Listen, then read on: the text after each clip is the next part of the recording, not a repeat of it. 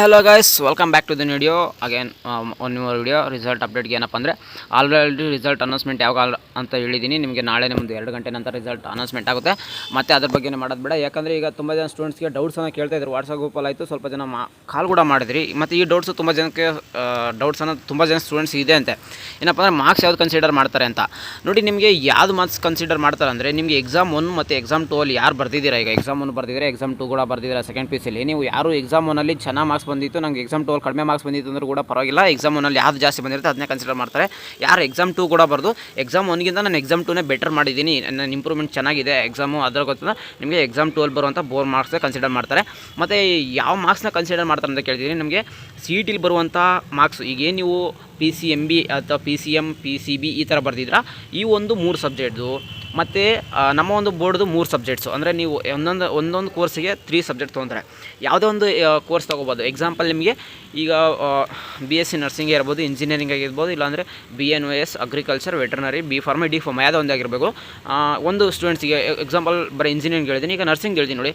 ಈಗ ನರ್ಸಿಂಗ್ ಒಂದು ಸ್ಟೂಡೆಂಟ್ಸ್ಗೆ ಏನು ಮಾಡ್ತಾರೆ ಅಂದರೆ PCB 300 ಮಾರ್ಕ್ಸು, ಬೋರ್ಡಲ್ಲಿ ಬರುವಂಥ 300 ಮಾರ್ಕ್ಸ್ ನಿಮ್ಮ ಮಾರ್ಕ್ಸ್ ಎಷ್ಟು, ಮತ್ತು ಹಾಗೆ ನಿಮ್ಮೊಂದು KCTಲಿ ಬರುವಂಥ PCB ಮಾರ್ಕ್ಸ್ ಮತ್ತು ಆ ಮಾರ್ಕ್ಸ್ನ ಎರಡನ್ನೂ ಕನ್ಸಿಡರ್ ಮಾಡಿಬಿಟ್ಟು ನಾಳೆ ರ್ಯಾಂಕ್ ಅನೌನ್ಸ್ಮೆಂಟ್ ಮಾಡ್ತಾರೆ. ಇದ್ರ ಬಗ್ಗೆ ತುಂಬ ಡೌಟ್ಸ್ ಅಂತ ಕೇಳಿದ್ರು. ಈ ರ್ಯಾಂಕ್ ಅನೌನ್ಸ್ಮೆಂಟ್ ಮಾಡ್ತಾರೆ, ರ್ಯಾಂಕ್ ಎಲ್ಲಿಗೆ ಹೋಗುತ್ತೆ ಅಷ್ಟೆಲ್ಲ ಈಗ ಯೋಚನೆ ಮಾಡಬೇಡಿ, ಯಾಕಂದರೆ ನಾಳೆ ನಿಮಗೆ ರಿಸಲ್ಟ್ ಅನೌನ್ಸ್ಮೆಂಟ್ ಆಗುತ್ತೆ.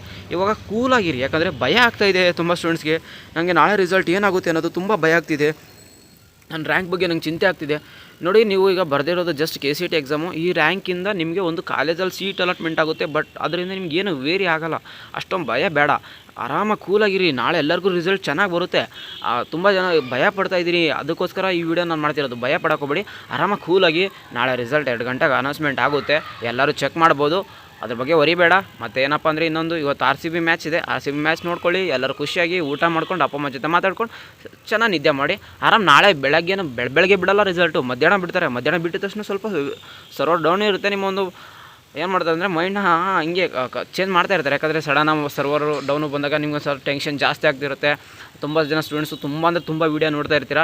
ಅಷ್ಟೊಂದು ನೋಡ್ಕೊಂಡು ನಿಮ್ಮ ಒಂದು ಮೈಂಡ್ ಸೆಟ್ನ ಹಾಳು ಮಾಡ್ಕೊಬಿಡಿ. ಆರಾಮಾಗಿ ಕೂಲಾಗಿರಿ.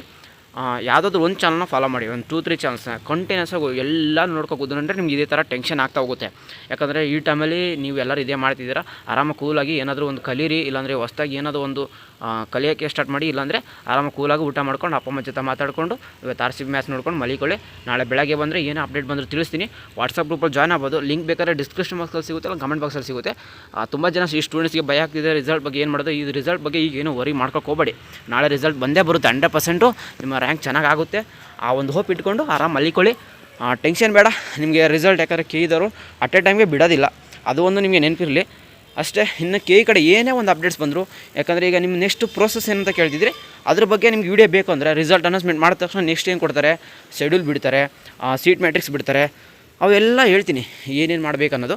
ಅದ್ರ ಬಗ್ಗೆ ಕಮೆಂಟ್ಗಳು ಆಗ್ತಾ ಹೋದರೆ ನಾನು ಆ ವಿಡಿಯೋ ಮಾಡೋಕ್ಕೆ ನನಗೊಂದು ಸ್ವಲ್ಪ ಪ್ರೋತ್ಸಾಹ ಸಿಗುತ್ತೆ ಅಷ್ಟೇ, ಇನ್ನೇನಿಲ್ಲ. ಈ ಥರ ಹುಡುಗರು ಡೌಟ್ಸಲ್ಲಿದ್ದಾರೆ, ಅದ್ರ ಬಗ್ಗೆ ವಿಡಿಯೋ ಮಾಡಿ ತಿಳಿಸಿದ್ರೆ ಅವ್ರಿಗೊಂದು ಡೌಟ್ಸ್ ಕ್ಲಿಯರ್ ಆಗುತ್ತೆ. ಅದಕ್ಕೋಸ್ಕರ ನಿಮ್ಮೊಂದು ಕಮೆಂಟ್ಸ್ ಹಾಕಿ ಅಂತ ಹೇಳಿ. ಯಾಕಂದರೆ ನಿಮಗೆ ಕಮೆಂಟ್ಸ್ ಹಾಕಿಲ್ಲ ಅಂದರೆ ನಿಮ್ಗೆ ಎಲ್ಲೋ ನೋಡಿ ತಿಳ್ಕೊಂಡವ್ರೆ ಮತ್ತು ಇನ್ನೇನು ಹೇಳೋದು ಅನ್ಸುತ್ತೆ ಅಷ್ಟೇ, ಇನ್ನೇನಿಲ್ಲ. ಈ ವಿಡಿಯೋ ನಿಮ್ಗೆ ಇಷ್ಟ ಆಯಿತು ಅಂದರೆ ನಮ್ಮೊಂದು ಚಾನಲ್ಗೆ ಸಬ್ಸ್ಕ್ರೈಬ್ ಆಗಿ, ವಾಟ್ಸಪ್ ಜಾಯ್ನ್ ಆಗಿ.